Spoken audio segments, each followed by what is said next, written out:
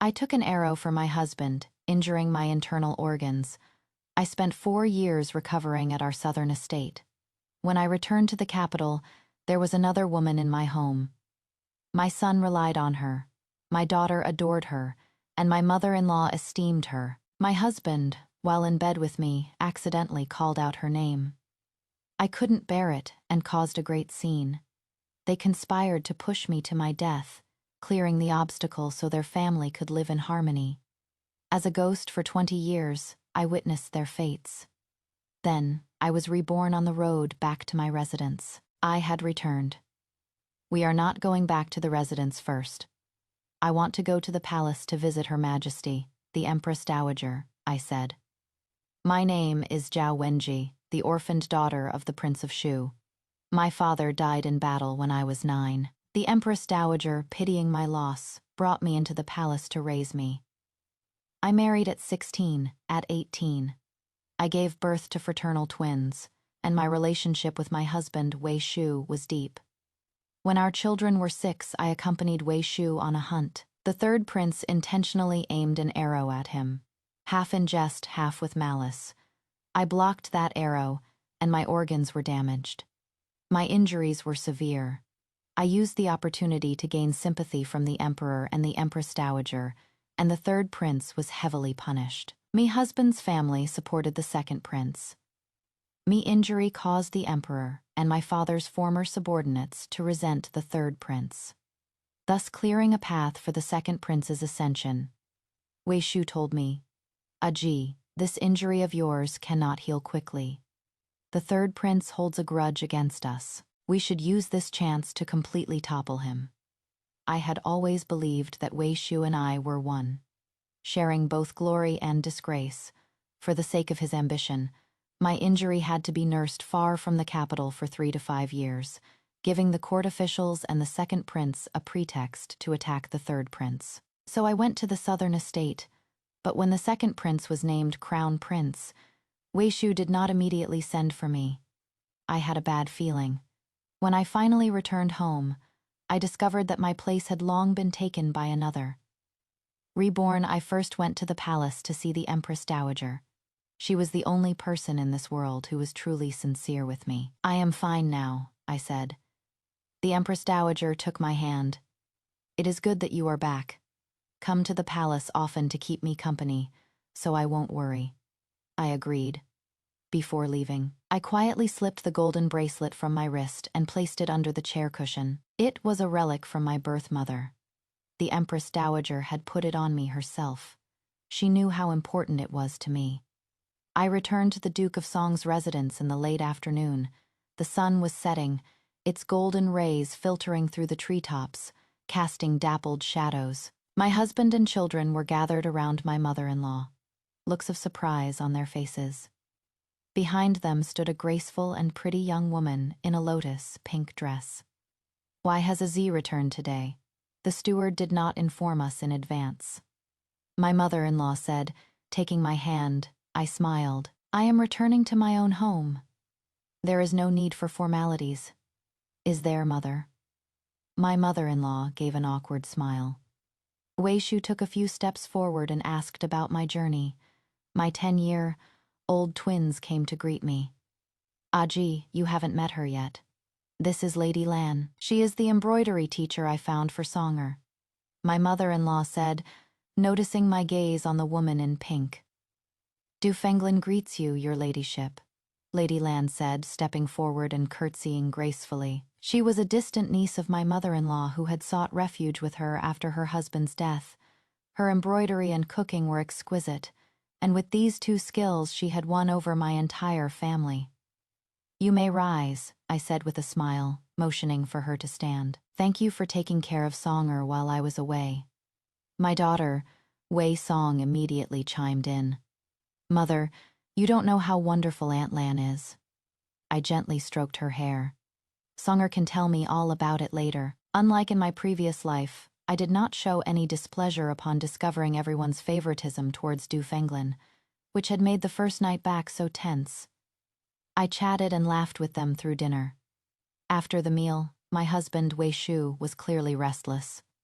I am tired from the journey and wish to rest early. Would the Duke mind spending the night in the outer study? I offered. I knew that Wei Shu had already slept with Du Fenglan by this time. Tonight he wanted to comfort her more than me. He was overjoyed. Gee, you should rest well. I slept soundly through the night. The next morning, I chose my moment and lost my temper. At breakfast, Du Fenglan was present again, standing by my mother-in-law, helping serve the food. After the meal, a servant announced that a senior maid had arrived from the palace. It was then that I smashed my bowl on the floor. Everyone stared at me in shock. Me mother, in-law, and Wei Shu both frowned, confused. I am the Duchess of Song. If the Duke is to take a concubine, why was I not consulted? If mother has no regard for me as a daughter, in-law, then you should have sent me a letter of divorce and told me not to return, I said loudly. They all looked at me, stunned. My children were the first to feel embarrassed. My son, Wei Chang, spoke like a little adult. Mother, to smash a bowl in front of the Duke and the Dowager Duchess. What kind of behavior is this? My daughter looked at me in disbelief. Mother, have you been listening to gossip? You have misunderstood Aunt Lan. My mother-in-law's face turned pale with anger. Gee, you are too willful. Is this how the Empress Dowager taught you? Only my husband, Wei Shu, was sharp. He approached me and said softly, Gee, are you having trouble adjusting to being home? Did you not sleep well? Dropping a bowl by accident is nothing. He gave a pointed look to the servants, and then to his mother and Du Fenglan. However, they were not so clever. When did I say who was being taken as a concubine? I asked. Everyone froze for a moment. Their guilty consciences were exposed. Everyone knew about the relationship between Wei Shu and Du Fenglan, including my children. It was at this moment that senior maid Zhou from the Empress Dowager's retinue entered and saw the scene. My own people had been waiting at the gatehouse. When the servant announced the palace visitor, they let her in immediately. What is going on here? Maid Zhou asked, her expression uncertain. Princess, have you been wronged? Tears immediately welled up in my eyes. I was not aware that someone else was now managing the household. Last night, my bedding was damp. I tried to find someone to change it but couldn't, so I didn't sleep at all. Just now, at breakfast, my hand was weak, and I dropped the bowl. The Duke and the Dowager Duchess suspect I am throwing a tantrum. I have been truly wronged, I said. Maid Zhou looked at the others. Me mother, in-law, was not stupid, she quickly understood. It is a misunderstanding, she said with a forced smile. I took an arrow for the Duke and went away to recover. My mother-in-law is not in good health, and I can understand her needing someone to help manage the household. But since a concubine has been taken, why was I not informed? Nor was it announced publicly. I returned completely bewildered. If I hadn't seen the household keys on her, I would have foolishly treated her as an outsider. I have gained a reputation for being jealous, and others will only blame the Empress Dowager for her poor instruction. Senior maid, it is all my fault for being incompetent, I cried. Maid Zhou's face turned grim. Me mother, in-law, Du Fenglan, and Wei Shu all looked extremely uncomfortable. Whether Du Fenglan was a concubine or not, they were now in an impossible position. I did not continue the scene. Instead, I went to the palace with Maid Zhou, crying all the way. Maid Zhou had come early in the morning to bring me my golden bracelet. The Empress Dowager knew I would be worried about losing it, and sent her early, making her a witness to this scene. My word alone was not enough. I had suffered enough from this in my past life. Wei Shu was a natural orator and could twist black into white. Without the Empress Dowager's people to testify for me, all sorts of accusations would be leveled against me, and my reputation in the capital would be ruined. When I died, everyone celebrated and praised Du Fenglan for being virtuous and loyal, a perfect match for the Duke. Now Wei Shu would have to explain why, after his wife left to recover from an injury sustained for his sake, his residence had a new female head of the household. I went to the Empress Dowager's palace with Maid Zhou. The Empress Dowager put her arm around my shoulders. She did not say to me then, "You were the one who insisted on choosing Wei Shu. I never much liked him." She only said, "If you have been wronged, stay here for a few days. The Wei family is not worthy of mistreating a daughter of the Zhao clan." I remembered that in my past life, the Empress Dowager had also advised me to divorce him. At that time, I refused. A divorce would mean being rejected by my husband and children. I couldn't bear the shame. I was determined to fight them to the end. And I paid for it with my life. The only one who wept for me was the Empress Dowager. In my past life, I had never fully trusted her affection for me. She was a ruthless old woman, decisive and unforgiving. How much could she truly care for me? It was just an act to appease my father's old followers. But as a ghost for 20 years, I often watched her. Whenever she mentioned me, she would always cry. One grows attached even to a cat after a long time, let alone a beautiful and obedient girl like me. The Empress Dowager truly cherished me. I proposed a divorce. As Princess Huayang, Zhao Wenji, my dowry consisted of 108 chests. The Empress Dowager had filled them with the finest things she could find. I wanted to take all my property with me. The Wei family, naturally, disagreed. My mother-in-law went to the palace to complain, saying I had misunderstood. The Du girl is just an orphan who sought refuge with us, not a concubine. Besides, to seek a divorce because a husband won't take a concubine would harm the princess's reputation as well. As the matriarch, I was expected to actively find concubines for my husband to increase the family's lineage. Using this reason for a divorce was not considered proper. "Mother is right," I said, lowering my eyes in thought. Wei Shu came to the palace and took me back home. The Wei family sent Dao Fenglin away. After my return, the atmosphere in the house became oppressive. My mother-in-law even fell ill with anger. "Grandmother is sick. Go and cook a few dishes for her, my son," Wei Chang said to me. I replied, "I don't know how.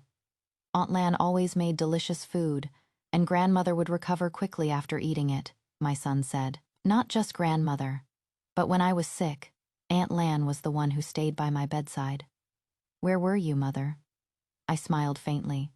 "For the sake of your father's future, and to frame the third prince for your father's master, the crown prince, I willingly went to the estate, without the charge of injuring Princess Huayang and causing her old wounds to fester.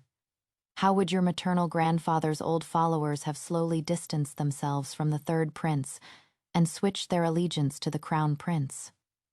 My son was stunned. He was 10 years old and had been studying for years. He understood some basic truths. In my past life, I couldn't bear to reveal my husband's power, hungry nature to him, and never told him this.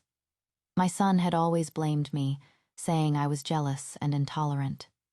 What was wrong with Du Fenglin being a secondary wife? Which noble family wasn't filled with wives and concubines compared to other dukes and marquises? Wei Shu was already quite faithful. I shouldn't expect him to be devoted to me alone. This life, I no longer cared for this son. It didn't matter what he thought. I told him everything plainly. "Do not use such grand excuses," he said angrily after a moment of shock.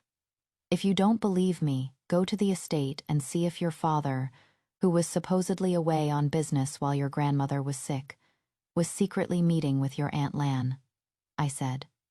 My son turned and left.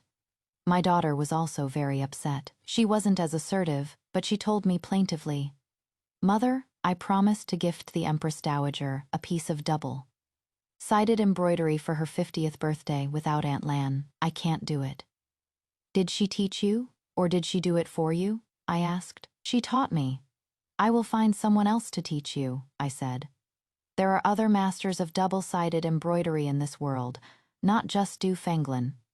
But the piece I am working on, only Aunt Lan knows how to do it. It must be unique to please the Empress Dowager," my daughter said. "You are my daughter. Even if you gave the Empress Dowager a piece of scrap cloth, she would be delighted. If you were not, she wouldn't care for even the most exquisite masterpiece. Does the palace lack embroiderers?" I said. My daughter burst into tears. "Mother, you cannot belittle Aunt Lan like this." I smiled slightly. "You didn't notice when she was elevating herself, but when I speak a word of truth, it becomes belittling her. a foolish son, a silly daughter, just like I was in my past life.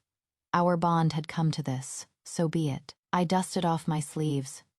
After the divorce, I would ask the chief steward to look after the children, leave them enough money to live on until they were adults, and arrange their marriages. I would fulfill a mother's duty, as they were my own flesh and blood. But I would expect nothing more. When I left home, my children were 6. They should have been old enough to understand. I had left people to care for them. When I returned, all their attendants had been replaced by my mother-in-law. My people had clashed with hers, and naturally, she couldn't tolerate them. My children's feelings for me had also changed. But it didn't matter. I was no longer stubborn. If this was our destiny, I would not force it. I was waiting for a reasonable opportunity to divorce. I knew it would come soon, just like in my past life. On the first day of the 9th month, 3 months after my return, my mother-in-law announced she was going to the temple to pray. She did not ask me or the children to accompany her. Only Wei Shu after they left. I called my son and daughter. I am taking you somewhere. My daughter was a little afraid of me. Her grandmother had told her I was mad, consumed by a crazed jealousy, and she believed it. Where are we going? My son asked, his tone unfriendly. To pray, I said with a smile. Grandmother and father just left. Why are you going now? What are you planning? I am not going. You are too deceitful, my son said. My daughter hesitated. And we are not going alone. Princess Anning will be with us. I wanted to introduce you to her son, the young prince. I hear you've been wanting to learn spear. Fighting from him, I said. Princess Anning was my older cousin, 4 years my senior. Her son was a valiant youth, whose skill with the long spear, guided by a famous master, was so great he had even defeated the top military exam candidate. Though it was possible the candidate had held back to enhance the young prince's reputation. Me son had always wanted to befriend the young prince, but with me away, Princess Anning's residence had paid him little mind. Songer, would you like to meet Princess Anning? She is a great favorite of the Empress Dowager, I said. My daughter's resolve wavered. After a moment's hesitation, my son also nodded. We met with Princess Anning and boarded her incredibly spacious 8-horse carriage. My son met the young prince he admired and was very happy. The carriage, however, turned towards the countryside. Princess Anning asked me, Hua Yang, where are we going? We have an estate nearby. I just need to stop by for a moment, I said with a smile. She looked at me. What is it? I leaned against her affectionately. Sister, please indulge me. Princess Anning fondly stroked my hair. Your children are so grown, yet you still act like a child. Seeing my closeness with the princess, my daughter looked a little envious. My son looked at me in disbelief. He probably thought I had lost all standing with the royal family. These were things Wei Shu and Dao Fenglin had told him. The carriage arrived at the estate. We all disembarked and went directly to a courtyard. We knocked on the door and saw a beautiful woman with a slightly rounded belly. My mother-in-law was holding her hand and speaking to her, while Wei Shu stood by supporting her. At this scene, everyone except me was stunned. Of course, I feigned surprise as well, stepping forward.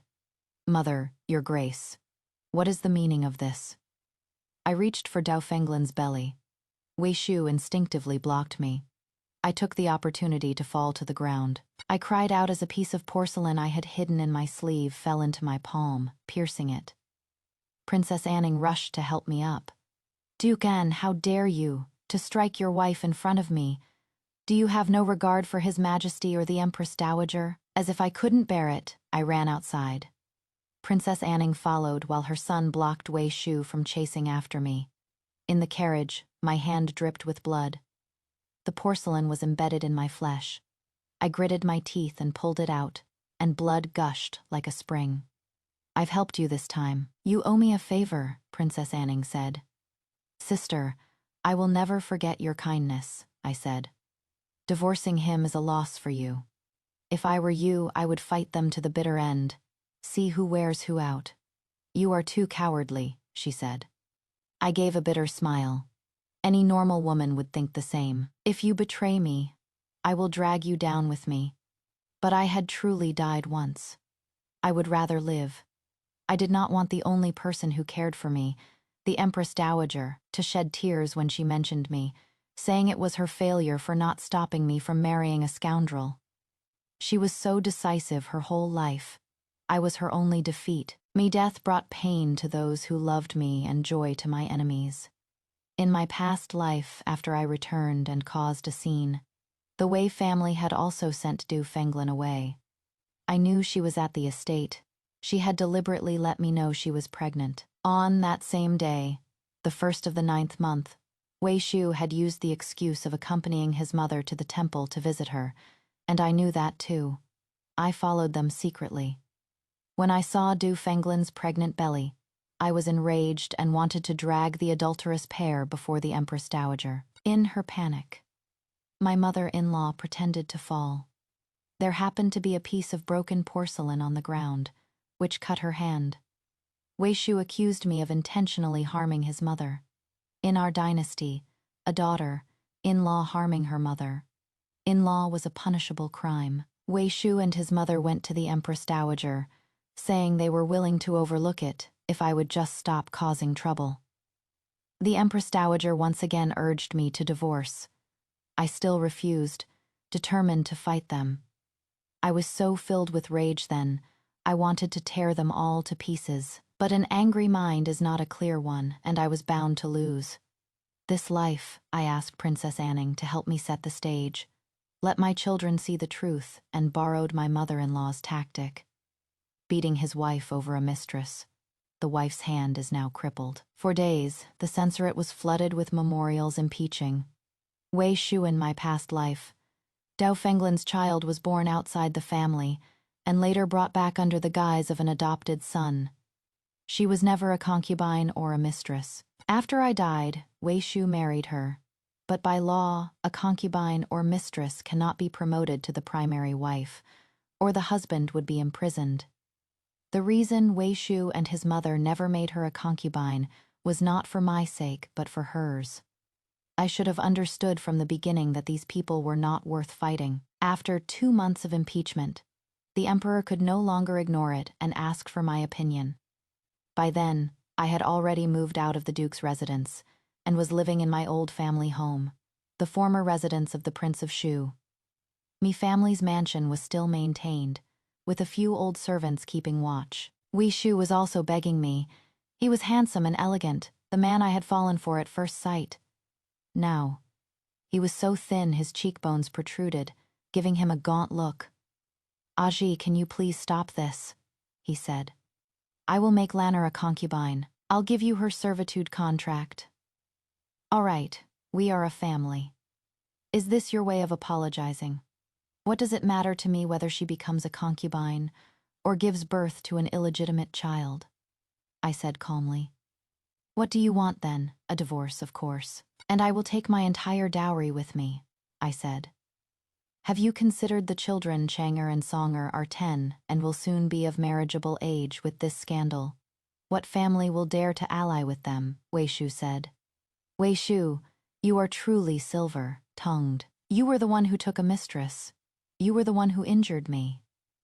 When you were sleeping with Do Fenglin, did you think of the children's future? Did I force you into her bed?"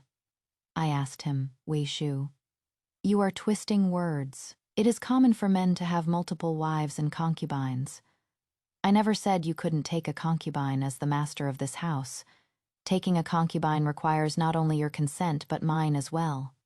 Correct? Did you inform me in advance?" I asked.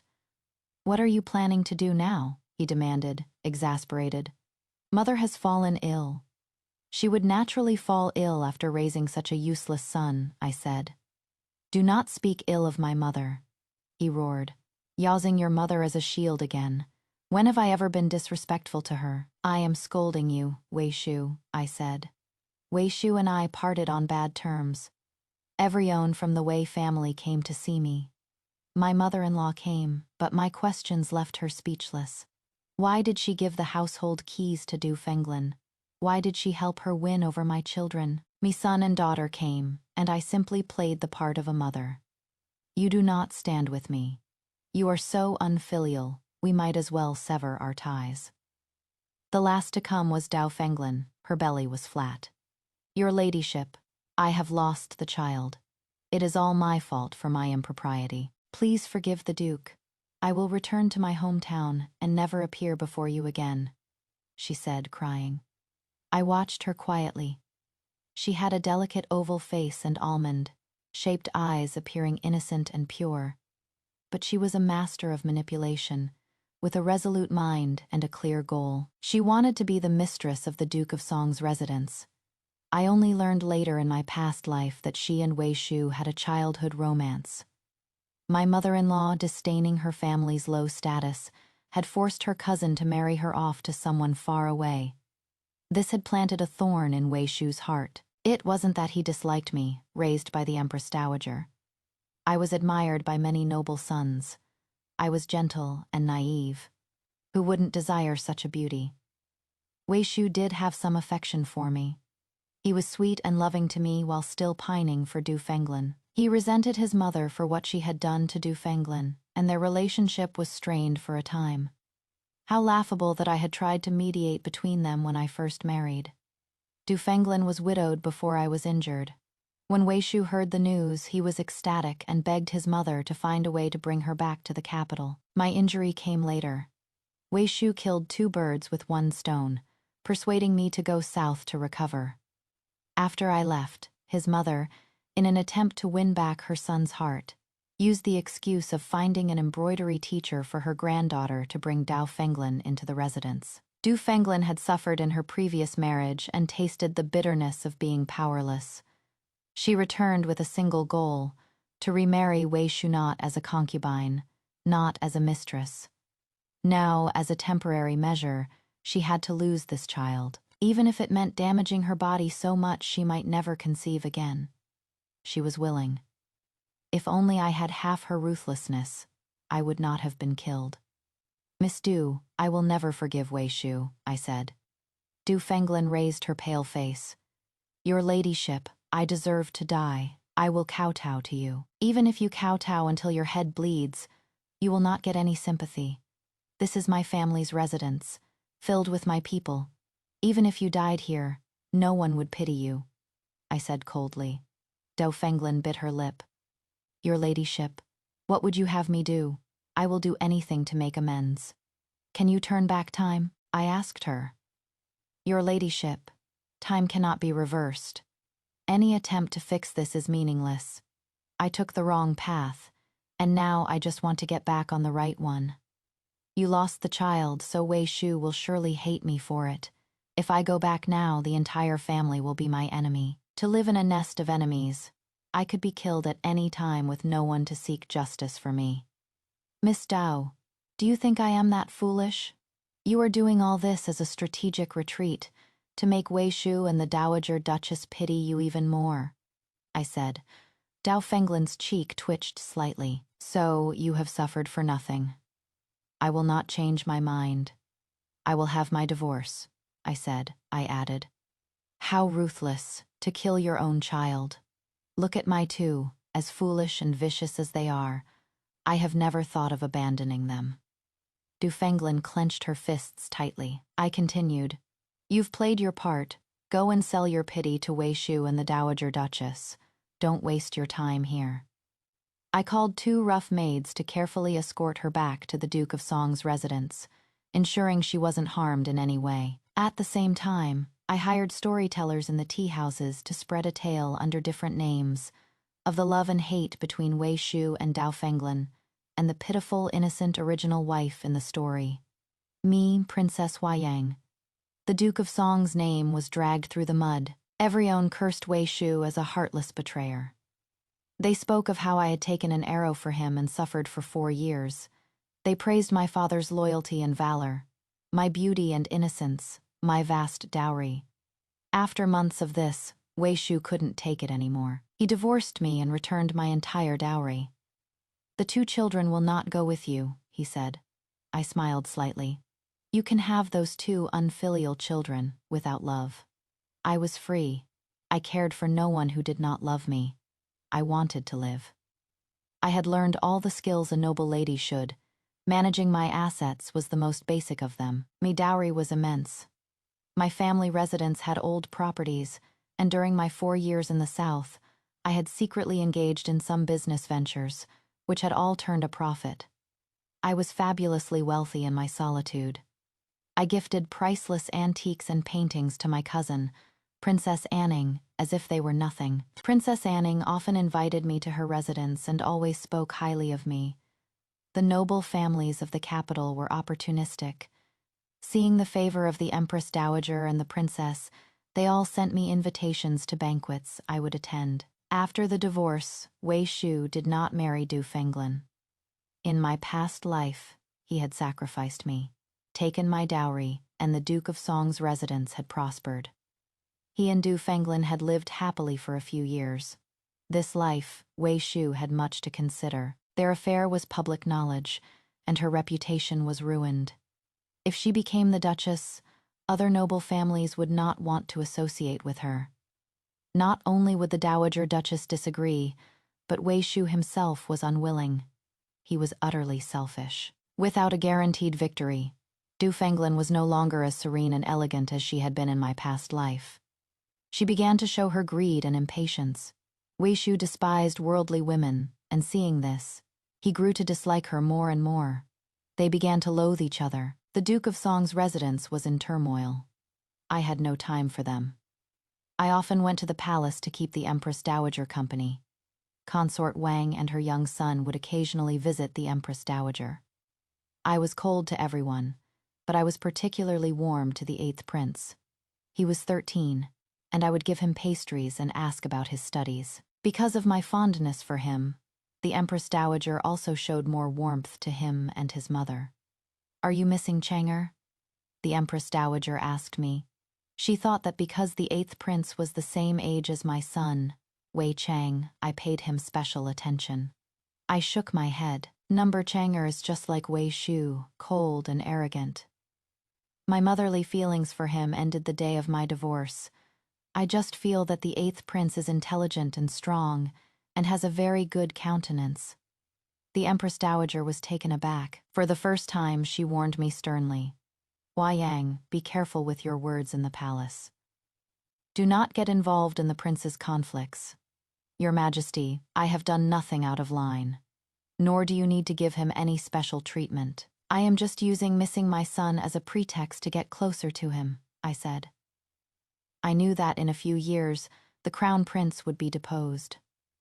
The 3rd prince, who had long vied for the throne, would die of illness. Among the adult princes, the others were unremarkable and clearly not emperor material. As a ghost for 20 years, I knew many of the capital's future events. The 8th prince was the future crown prince.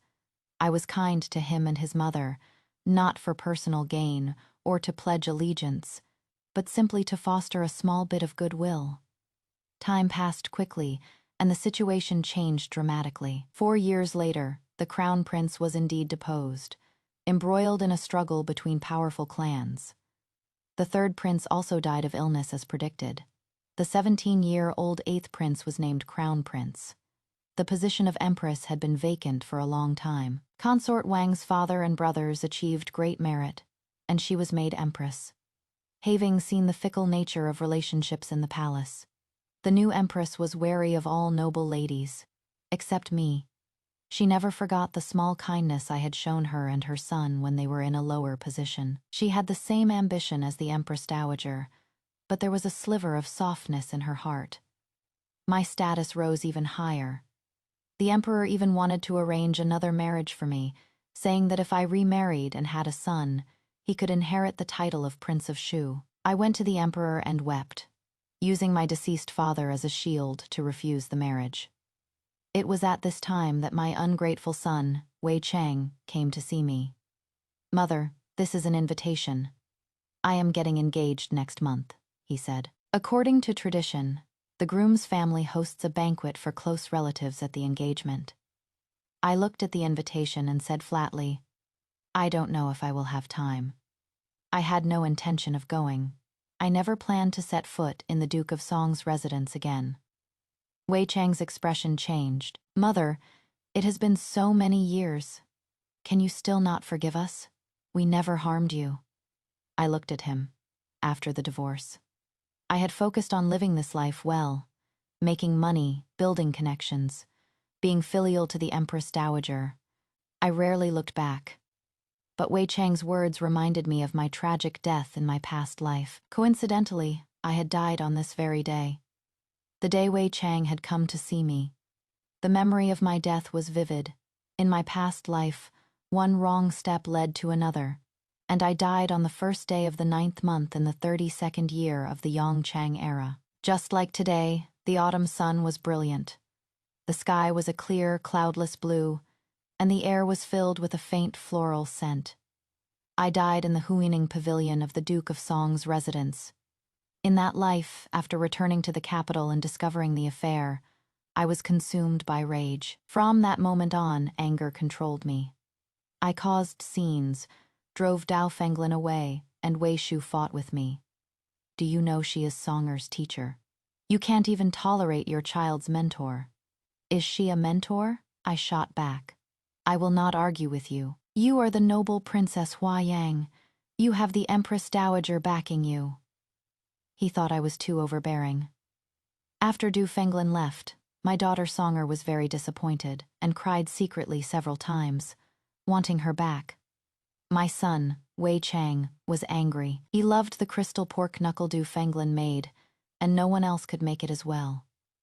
My mother-in-law secretly went to visit the pregnant Du Fenglin. I followed, and Wei Shu accused me of assaulting my mother-in-law, forcing even the Empress Dowager to appease the Wei family to protect me. I returned to the residence. Wei Chang knew Du Fenglin was recovering at the estate and even brought her fine medicinal herbs. He ate his meals there. Seeing his sister's sadness, he brought her along too. I soon discovered their betrayal and summoned them.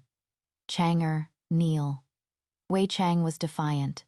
Princess Huayang, what great authority.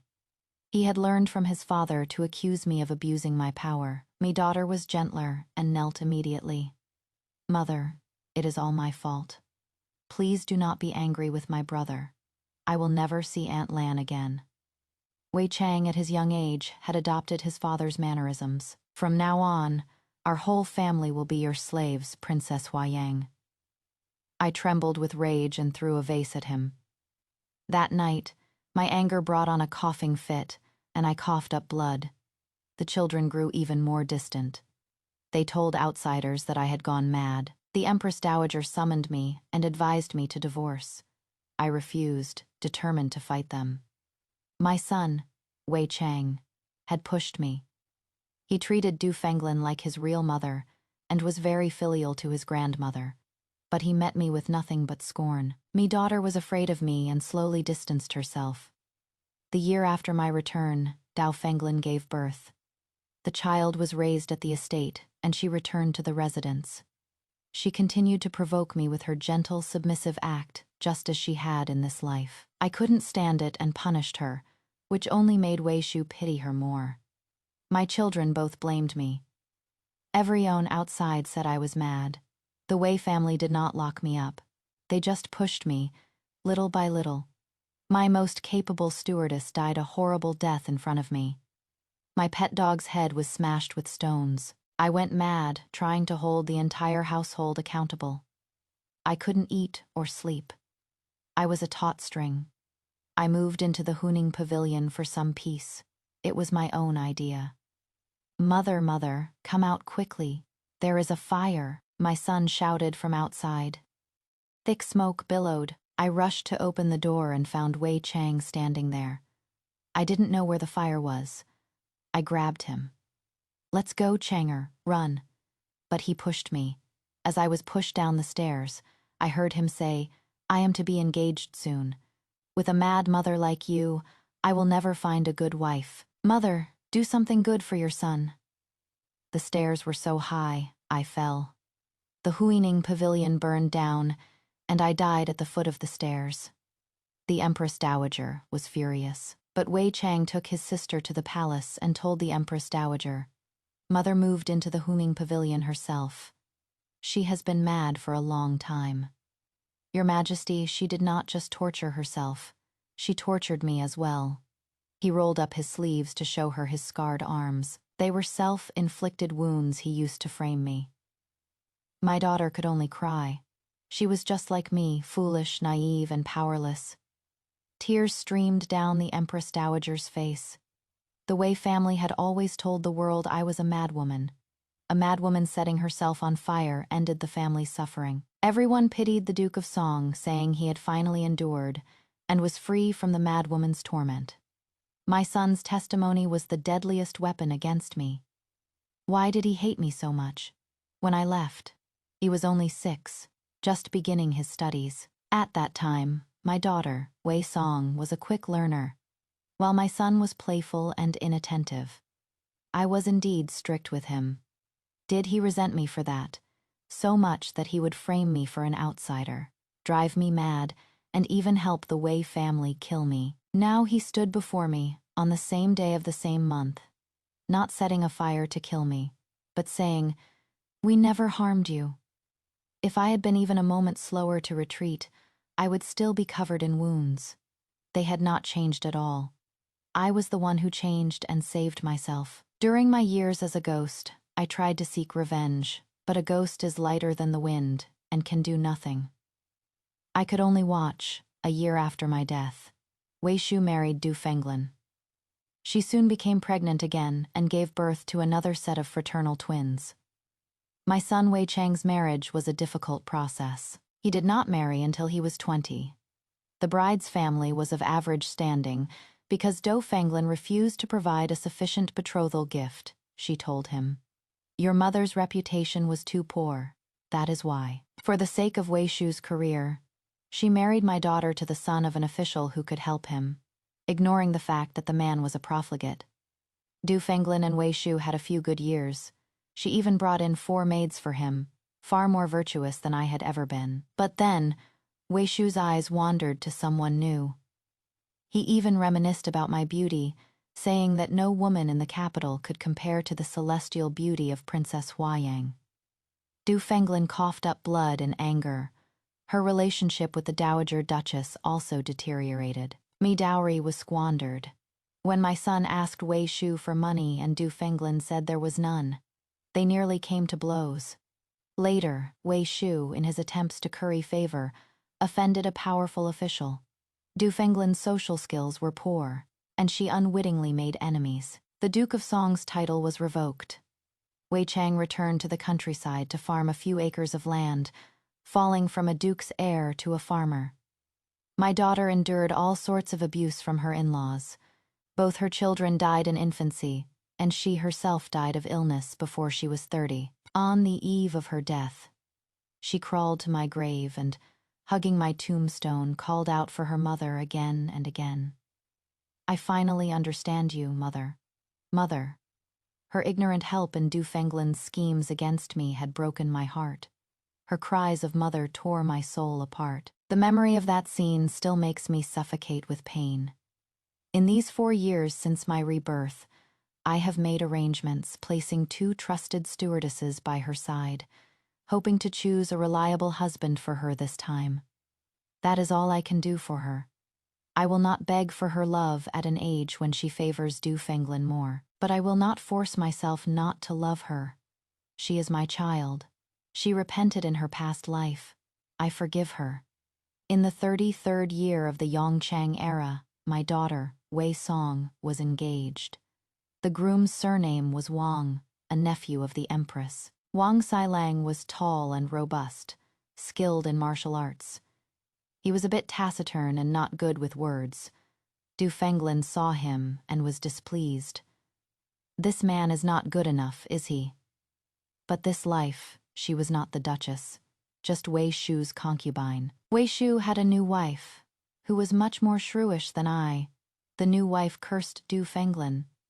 You lard-brained slut, a nephew of the Empress, and you have the audacity to be picky. If word of this gets out, our entire clan will suffer. My daughter, Wei Song, had met Wang Xilang once and did not particularly like him. She was still close to Du Fenglan, learning embroidery from her. "He looks so fierce," she told her. "I don't think he is very good," Du Fenglan replied. The stewardess by my daughter's side was my person. She reported what she overheard to the Dowager Duchess. Wei Shu, the Dowager Duchess, and the new Duchess all wanted the alliance with the Wang family.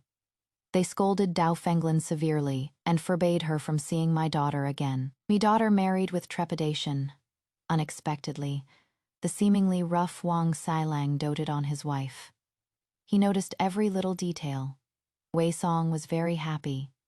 Her parents-in-law were not particularly gentle, but they were shrewd and worldly. And because she was my daughter, they treated her with the utmost respect. With Wang Xilang's love and encouragement at home, and the praise of her in-laws outside, Wei Song gradually became more social. She would also visit me. Whenever I saw her, I was always distant, simply having someone give her some gifts and never asking her to stay for a meal. She would still go back to the Duke of Song's residence to visit Du Fenglan. But having seen the world, she now looked at Du Fenglan and felt that something was off about her later. A woman tried to seduce Wang Xilang. He sternly rebuked her, and his parents drove her away. My daughter suddenly realized this woman's methods were exactly like Du Fenglan's. When she came to see me, she was pregnant and brought me a pouch she had made. "Mother, were you very wronged in the past?" she asked me. I didn't say anything, but tears streamed down my face uncontrollably. "It is nothing," I said, turning my face away. "You nearly died for father, then left your home and children for his future, only to end up," she said, crying herself. "A broken marriage, separation from one's children. It was like being carved up, piece by piece." I quickly left and returned to my bedroom. Tears flowed freely. I sobbed until I couldn't breathe. My foolish daughter, how I hated her for making me cry at that moment. From that day on, my daughter, Wei Song, never saw Du Fenglan again. When Du Fenglan sought her out, she had someone give her 1,000 taels of silver, saying it was a tuition fee for teaching her embroidery. From then on, she cut all ties with her. 2 years later, Wei Shu's new wife also divorced him. The new wife and her family, to curry favor with me and the Empress, spread nasty rumors about him everywhere. Wei Shu was then imprisoned for corruption. My son Wei Chang's marriage prospects, twice ruined by Du Fenglan, never materialized. After Wei Shu's divorce and imprisonment, no decent family would marry their daughter to him. Wei Chang came to me again. I publicly declared, "I have no such son. He is Wei Shu's son." He was filled with hatred and came to my residence, cursing me for being vicious and ruining his life. "Why did you give birth to me?" he roared. I asked myself the same question. "I will die, and it will be your fault. You drove your own son to his death," he threatened. I personally threw a knife at him. Like Neza, who returned his flesh and bones to his parents, "If you have any courage, you'll die at my door to sever our ties," I said sternly. Wei Chang was stunned, then he scrambled away. If he had truly cut himself, perhaps I would have forgiven him because he is also my child. Wei Chang finally married at 20. His wife was the illegitimate daughter of a minor official, not the one he had married in his past life. The Dowager Duchess of Song died. Wei Shu died in prison. Du Fenglan, impoverished, decided to return to her hometown but died on the way. The innkeeper wrapped her body in a reed mat and threw it in a mass grave. My son Wei Chang had nothing. Like in his past life, he went to the countryside to farm. "Mother, can I help my brother?" My daughter would ask me. Farming is not begging. He still has a few acres of land. Others have nothing. Why does he need help? I would say. But despite my words, my daughter had a soft heart and would secretly give her sister-in-law some money. With his sister's help, Wei Chang bought more land. Knowing he had no other path, he honestly toiled in the fields. The next time I saw him, I was 48. He came for the full moon celebration of my daughter's third child. the 30 year. Old Wei Chang was tanned and looked simple and honest, as if he had been reborn. I almost didn't recognize him. When he saw me, he called me mother. I did not respond. Ama En had a fever last time. Sister said you found the medicine for her. Thank you, mother, he said, his voice sincere. Ama En was his daughter, having become a father. He seemed to understand a parent's feelings for their child. He no longer hated me as much. Ama En is a good child, I replied. She is very slow. Teaching her 2 characters is harder than plowing 3 acres of land. I spoke harshly to her, and she resented me for days. Just like when you taught me to write, and I resented you for years, he said. My eyes, against my will, grew moist. Wei Chang, we no longer have a mother-son relationship. There is no need to say these things, I said. He nodded. Mother, would you like Ama En to come and stay with you for a few days? He asked. You could teach her for me. I knew that in this moment there was no calculation, only a desire to mend our relationship. Otherwise, he would have offered his son, not his daughter. He had 2 sons. That won't be necessary, I said, declining. I live alone in this vast residence, lacking neither power nor wealth. I enjoy my solitude, and I enjoy my life. Wei Song, after her month of confinement, had gained weight and looked prosperous. She came over to speak with Wei Chang and me. The wind blew gently under the eaves as the 3 of us stood there. I had carried these 2 children for 10 months. They were born of my flesh and blood, and they had once ignorantly tried to take my life. Now they were grown, with families of their own. We stood here, like 3 unrelated trees, and that was all we were, 3 unrelated trees.